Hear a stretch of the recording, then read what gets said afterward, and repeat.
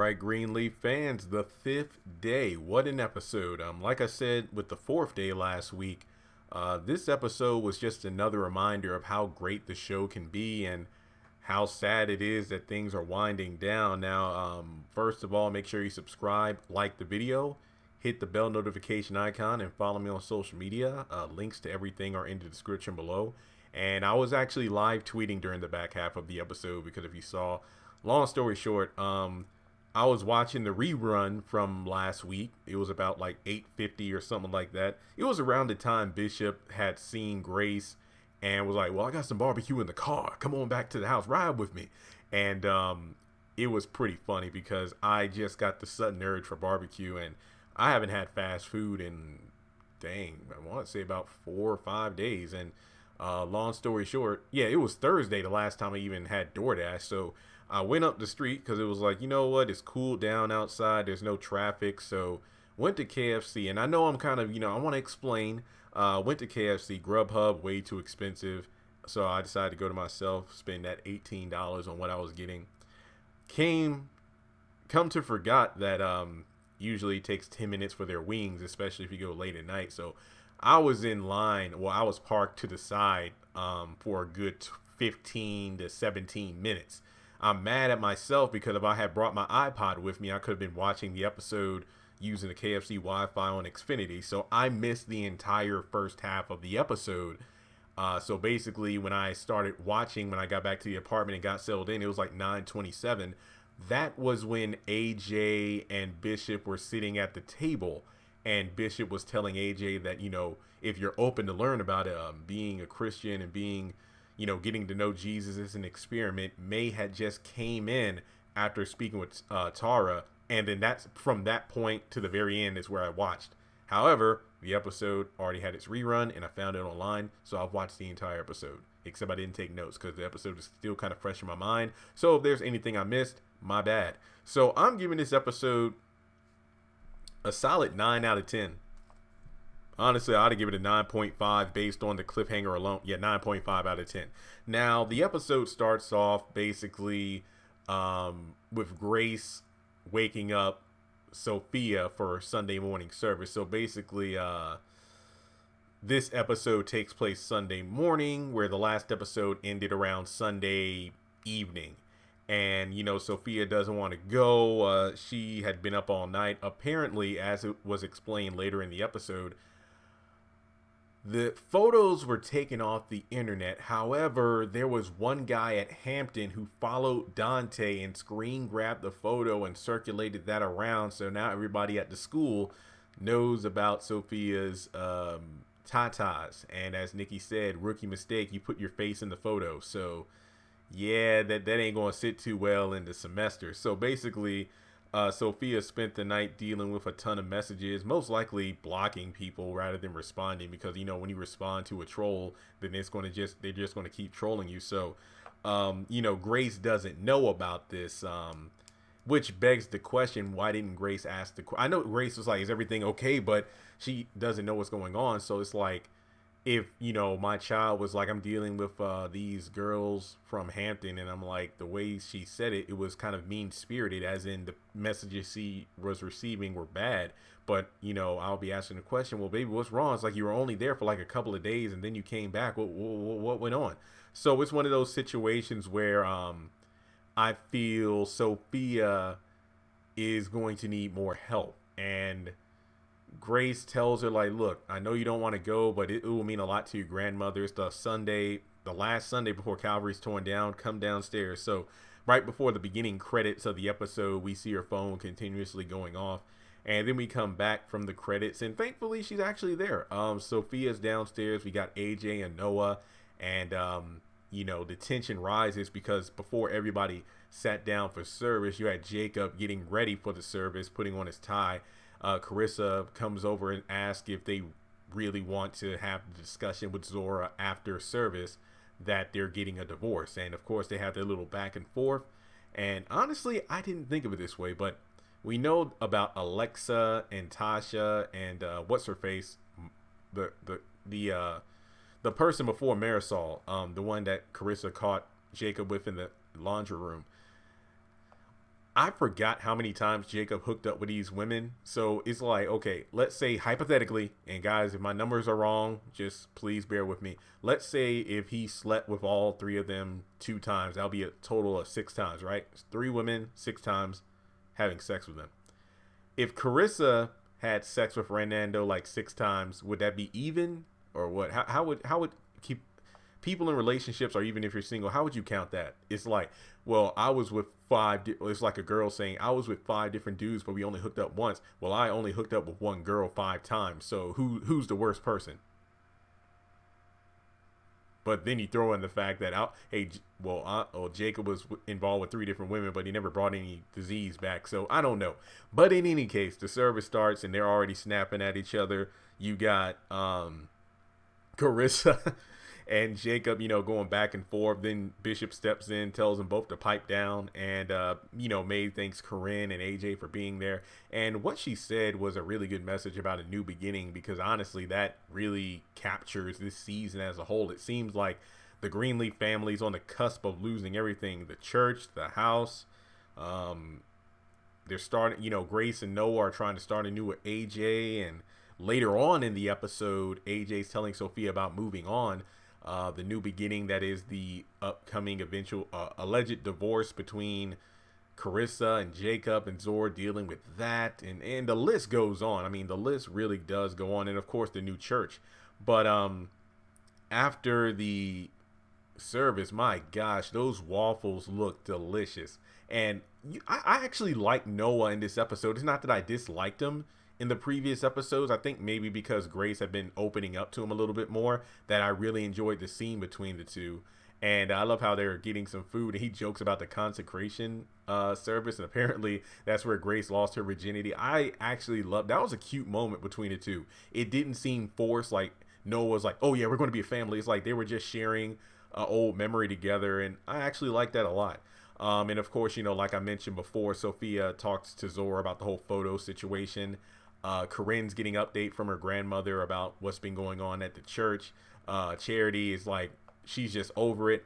And then later on, Corinne leaves because her mother's upset. Is her mother, or is it grandmother? Is it Misty? It ain't Connie. I know it ain't Connie. Basically, during the service, they had a wrecking ball at the church, and like, what was it? Judy and Phil were taking selfies with the helmets on, pretty much hamming it up for everybody that, yeah, the church is going to be torn down. So after the brunch, you have Zora going up with her parents to talk about the divorce, and before that, Charity goes to make a phone call to Phil's father, and Zora and Sophia watch the baby. And I actually didn't catch this until I rewatched the scene. I'm like, oh, I know. Sophia was like, I really don't like doing this kind of thing. Obviously, hanging out with the baby is just a reminder of her never being able to have children. But Zora gets the bad news about the divorce, and she says some heavy stuff. Then, I wish y'all would have got a divorce a lot sooner. And I'm like, damn, I ain't going to front. I kind of know what she's talking about. Not to get too super personal, but yeah, growing up, I kind of thought the same thing about my parents. But, this isn't a therapy session. So basically, she's mouthing off, really showing her Carissa side. And to be honest, I don't know if the Greenleaf advocated whoopings in their family, but I'm just looking at, she has the right to be upset, but I'm really thinking like the disrespect. I'm like, man, like when Sophia didn't want to go to church, I'm kind of like, you know what? I would have been dragged. Trust and believe, growing up, I was forced to go to church. For real. I really was. I mean, I loved it. I love it now, but it's like, growing up. And let me know in the comments, were you that kind of child where you literally had to go? Like, it was a whooping if you didn't. And no, I'm not like over here trying to get sympathy points. Like, oh no, I got whoopings and all. I mean, I did, but at the same time, it really stopped me for doing stupid stuff when I was younger. I'll tell you that much. But in any case, yeah, Zora just blaming her dad, but then Carissa saying it really wasn't her fault. But they don't go into the details, and Jacob even gives her a point for saying, hey, thanks for not letting it all fall on me. But she even says, look, there's still time to turn this around, because tomorrow when we go to that child psychiatrist and tell our son about the divorce, there's no turning back, because that's a very valid point. I mean, I don't even know if they should have told Zora unless they were 100% sure, but Jacob is all in, so it seems like that's where they're going with it. We got some great AJ development scenes in this episode. For starters, him and Bishop, I really loved the dynamic between the two, and the fact that Bishop was quick to say, hey, I'm not going to try to push Jesus on you, but come walk with me and let's talk. And I really like those scenes about what AJ was saying about, some people like to take things apart, break them down. Other people like to put stuff together. And it's like at first he mentioned, oh yeah, I'll eat eventually. I'll wait for the crowd to die down. And that's because we later see Jacob and Carissa going at it again. And I think that Bishop takes him out to the garage to show him that car in a box and faith without works being dead. And my God, that was such a powerful scene. I loved it. I loved it. I loved it. So I really do hope that things move forward and we get to see these two interact more. And it's sad that we only got 3 episodes left. So on their way back inside the house, this is where, I picked up the episode when I got back from KFC. And we got May coming back from Tara. And that scene itself was pretty good. We see Tara handing out food to everyone after her service with the youth. And May is asking about her ambition. It's like, why don't you think bigger? And Tara actually is like, you know what? Because I follow the gospel. Not everyone has grandiose visions from God. And whether or not she's a villainess, she does make valid points because not everyone is called to lead a mega church. Sometimes it's about helping those who come to you. And I can relate. Like, I prefer to be in a small arena, so to speak, that little church right up the street versus a church with thousands of members. And that's not dogging on huge churches. Please don't get that idea at all. It's just that's how I was raised because it really felt more like a community. Whereas the big mega churches, it didn't really feel like you were a part of a community unless you linked up in a community within that church. So I really thought that was great because feeding those who come to you, not only food, but also the word means a lot. So that was a great scene. And I loved how May was kind of being condescending, but at the same time, she gets a smack in the face when she learns about, Tara's potential goal of using that house as a safe haven for those in order to do a lot of good. So it's almost like, hey, you're telling me to think bigger, but guess what? With your home, I can definitely take things to the next level. And then in her own sermon about a new beginning, that really could have been the start of May's dissension into, you know what? Hey, give her the house. But you also look at the contrast of Jacob coming there first, and he actually tells Tara, like, look, hey, I've been telling my parents to get off that megachurch nonsense for years. This right here is what I'm talking about. And that's actually true. I'm not saying Tara and Jacob need to get together, but those two together running a ministry would be pretty interesting. But then we move on with May returning to the house. James is upset because it's like, yo, whoa. If I give away this house, then it'll make me look like I'm a freaking murderer even more than I do now. Or I think that he even talks to Grace about the situation involving the money. I don't know if he was thinking about, okay, let's see if we can pay off Tara in order to keep the house or whatever. And Grace is fine with helping. And May is like, no, we need to do this, James. It's the right thing to do, and yada, yada, yada. So it's just like one of those situations where May, it's almost like if she makes up her mind, then she makes up the mind for both her and James, whether he likes it or not. And we also get another Grace and Noah scene I thought was adorable. I think they're sitting up in a room just talking about the whole AJ thing and how Noah doesn't even feel like a father because AJ is 24. So Grace mentions how she hasn't been able to sleep the past few weeks with everything going on. And can you really blame her? I mean, she saw a ghost, for one. I would be spooked at that to begin with. No pun intended.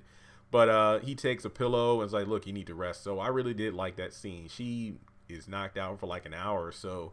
And when she comes to, Noah brings up how when he was staying in the cabin, there was a book. And it had some interesting information in it about the groundskeeper saying like this colored guy came by again. And some people are theorizing that is it possible that that could be Bob Whitmore's father or something along those lines, and that could explain some things. So Grace then goes over to the cabin, comforts Zora after the whole news about the divorce, and goes check under the bed for a box and finds the book that Noah was talking about. And we see the journal and a photo of, like a like a sketch of the house. So boy, oh boy, we are finding more clues and hints to where things are going on. So after that, we go to AJ and Sophia, and I really love this scene because I semi-predicted it. If you go to my video I did before the episode aired about Sophia doesn't want to attend Sunday service, I said it'll be interesting if AJ goes, but Sophia doesn't. And then he kind of tells her off about it, not in a mean way, but it's like, look, not to underplay what you've been going through, because the whole ovary thing is why she turned away from God, because it's like AJ went to service with everything he's been through. So it's like, look, if I can do it, so can you. And we kind of had that, but in a different way, where Sophia was at the service. But going back to the service, I really did. You notice everybody's body language, like, May just thanking AJ for being there, Corinne happy to be there, Charity doing her thing on the piano, Bishop being the peacekeeper between Carissa and Jacob, and Zora just being uncomfortable with her parents going at it like that, and then Sophia kind of rolling her eyes while May's talking about the goodness of the Lord. But I loved what AJ was saying about moving on, because I want to be can I be a bit transparent here? I don't know what my plans are next year, because my roomie and I, this is like our 5th year here, and it's like, I honestly don't even know what I'm still doing in Lynchburg, like, I've been doing the YouTube thing going on 3 years now. It's like I could just be in my apartment, and not to mention with the whole COVID thing that really shut down any inclination to go out. It's like I don't even know why I'm still here, and I've been thinking about, do I want to move back home or something along those lines? But then what AJ was saying was like, moving on. Like, for one, I don't have to stay in Lynchburg next year or in this apartment, but it also doesn't mean I have to go home. And if I do go home, I could just get my own place somewhere. It's one of those situations where I'm thinking about what I can do in order to move on to the next stage of my life. Like, there have been mistakes that I've made. I don't, not anything illegal or anything crazy, but what I mean? Just in regards of life choices, like, not really, what's the word I'm looking for? Just being still. What I mean by that is, I feel like I'm not doing all I can to grow as a person. I guess it's the best way to say it. It's like I reached this level of comfort, but I feel like being in this comfort, I'm not really able to grow, So what he was saying to Sophia, and I really love this, but I hate it because we're one step closer to the show ending. It's the fact that Sophia doesn't want to go back to college, and they cursing again. I was just like, well, dang, Greenleaf.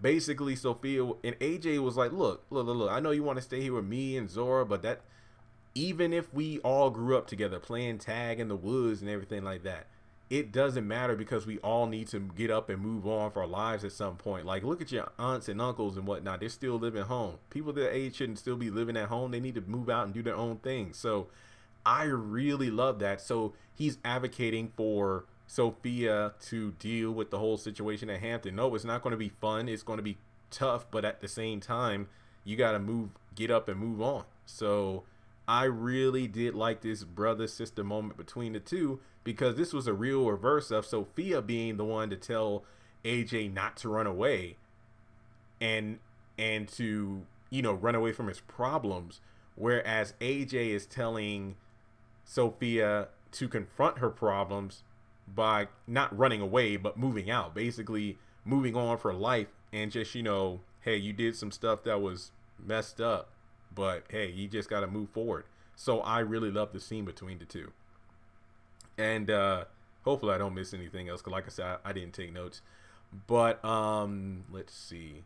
I don't think I missed anything. I know Charity, when Phil's father, they were talking, and he was like, well, ask yourself this question. Why do you think Bob Whitmore wants to go after a black church? And then that was kind of the end of the conversation. And again, if I missed anything, my bad. But I think things rounded out when they all decide to go back to the church one more time, as Charity said, not to say goodbye, but to say thank you. And Bishop gave a stirring speech during the walkthrough of the church about like the first baptism and everything, and about his own shortcomings, and about how Jesus didn't leave anything. He pretty much devoted himself to us. Honestly, I got a little teary-eyed during that. I don't know if that was because of Bishop's speech or the spicy sandwich I was eating, but it was really good, guys. It really was. And I was afraid at first. I'm like, Lord have mercy, I hope Bishop doesn't like forget anything, but because of his memory. But that was a very powerful scene. I'm definitely going to rewatch this episode, no doubt about that. I might actually watch it again today at some point.